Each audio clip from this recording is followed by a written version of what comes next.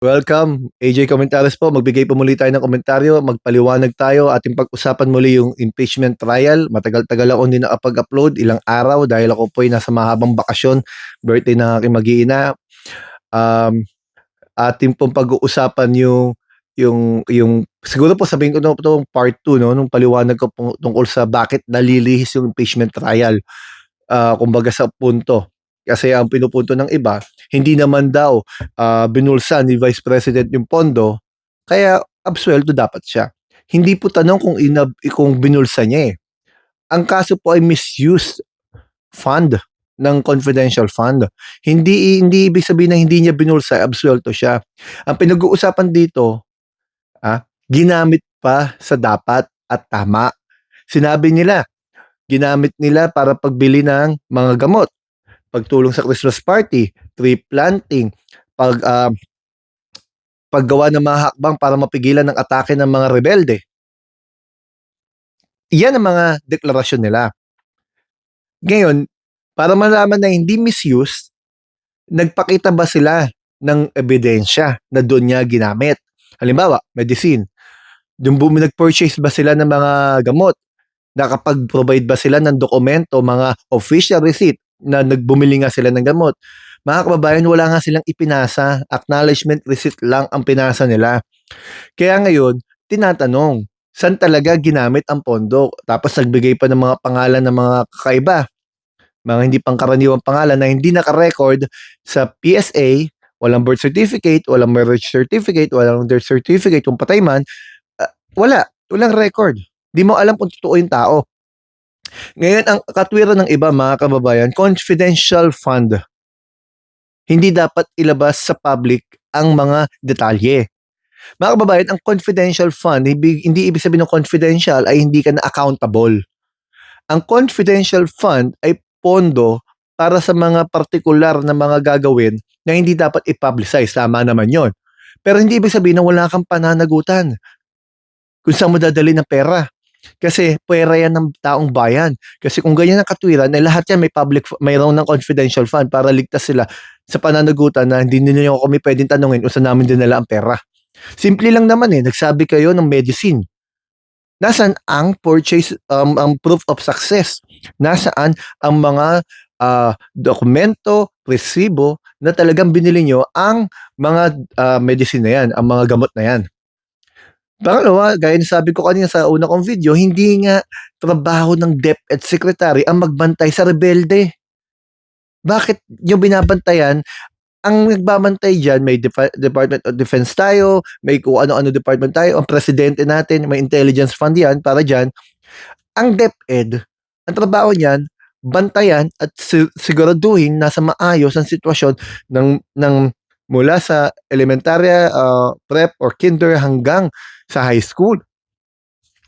So, yan nagkakaroon ng problema, no? Tapos, ang mga defense lawyers pa, nakita naman natin, iba yung kanilang mga, ito gusto kong pag-usapan mga kababayan. Yung pinag-uusapan ngayon na misleading question. Yan. Kasi, nagkasagutan si Atty. Kapunan at si Atty. Ferrer. Malinaw na sinabi ni Atty. Lorna Kapunan, misleading questions are not allowed. Na sumagot naman ng mabilisan itong si Atty. Ferrer na they are allowed. Pero sa dulo na trial, mga kababayan, nangatwiran si Atty. Sison na hindi daw yun ang tinutukoy ni Atty. Ferrer. Although, the premise would say, yun ang pinag-uusapan nila ng moment na yon. But sinasabi ni Atty. Sison, ang iba yung pinupunto niya na pwede magtanong ng yes or no question and they are allowed. However, kapag pinakinggan nyo ulit yung video, for me, as for my sake, mga kababayan, kitang-kita doon at rinig na rinig doon, yung sinagot niya doon sa puntong misleading are not allowed. Kung saan sinagot nga niya ng they are allowed. So ano po ba talaga ang misleading questions? Ano ba ang panuntunan tungkol doon? Base sa batas, sa mga paliwanag ng abogado. Alam niyo po mga kababayan, sa rules of court, sa Rule 132 Section 10, malinaw doon nakasaad mga kababayan na ang witness ay pwedeng ma-cross-examine. Sa pagkakataong yan kasi cross-examination mga kababayan nangyari yan eh. Through leading questions. Yung mga leading questions, yun yung mga questions na ibigay na niya, na detalye na niya doon sa direct mga kababayan, direct questioning, direct examination. Kumbaga tinestify na niya 'yun, eh, 'no? Meron kang pinupunto na magle-lead siya doon sa alam mo na alam na niya. Hindi mo puwedeng i-mislead to the point na magtatanong ka ng mga bagay na presumably,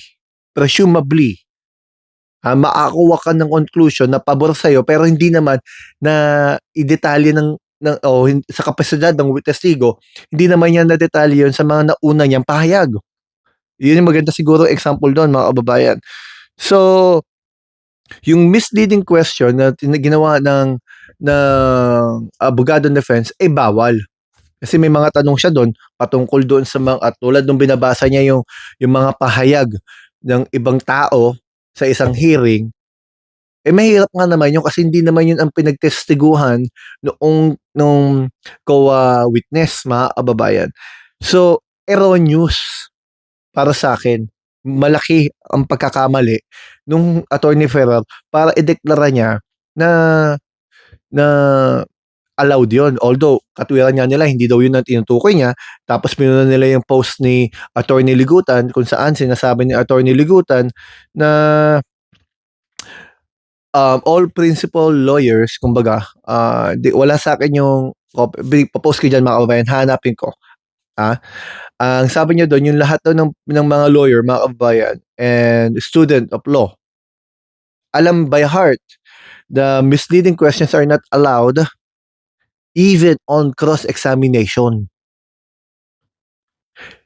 Si Atty. Ligutan po ay isang propesor ng batas, professor of law. Dapat lang na ipaliwanag niya kung merong sinasabi ang isang batas o rule of courts for the sake na maintindihan ng taong bayan. Wala naman siyang pinangalanan o sinabing kung ano man at wala siyang inatake dito. Sinasabi lang niya, mga kababayan, yung principle patungkol sa misleading questions. Kaya para sa akin, yung reaction ng defense, obviously guilty. Di ba? Kasi mali talaga yung ginawa nila, eh. Mali na ideklara mo ang isang bagay na tama kahit na hindi naman tama.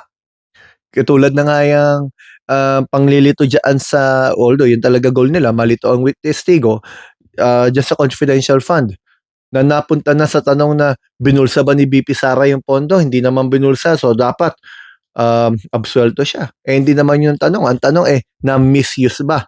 Nagamit ba sa tama, sa dapat na paggamitan base sa dineklara nilang pinaggamitan nila? Yan ang tanong, mga kababayan, na nalilihis na nga, mahaba na hearing pero hindi naman nasasagot yung tanong. Ang pinupunto lang, hindi binulsa ni BP Sara. Yun lang yun. Tapos yung mga defense, ewan ko, defense senator judges ata yun, walang neutrality talaga, mga kababayan. Hanggang dito po muna. Maraming pong salamat. Kung hindi pa po kayo nakasubscribe, subscribe na po kayo, comment at like. Sana sama-sama po tayo may natutunan sa pagkakataong ito. Maraming pong salamat. AJ Comentaries po.